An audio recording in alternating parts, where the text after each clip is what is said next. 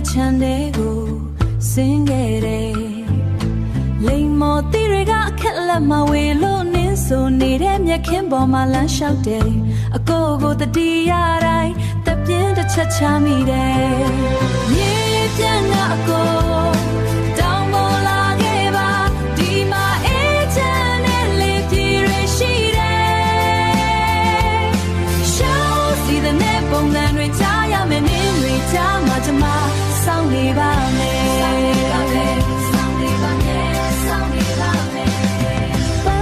တွေကအသီးတွေနေရနေပြီ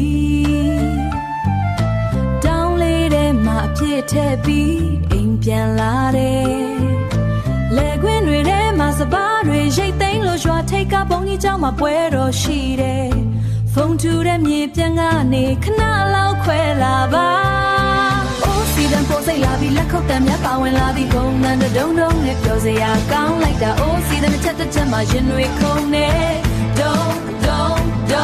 ဒါဟာပြန်လောင်းမြုပ်သူရဲ့ရိုးသားတဲ့နှလုံးသားပါဖြာလေးတစ်ချက်ခင်းပြီးကိုထိုင်ခိုင်းမယ်တောင်ပေါ်လက်ဖက်ရီကိုအတူတူတောက်ကြိုးစို့စကားတွေအများကြီးကျွန်မမပြောတတ်ဘူးမျက်လုံးချင်းဆုံရင်အဖြေကိုသိမှာတယ်အဝတ်စားအပိုးတစ်ထေတော့ယူခဲ့ဖို့မမေ့နဲ့နော်မြေပြန်ကအကို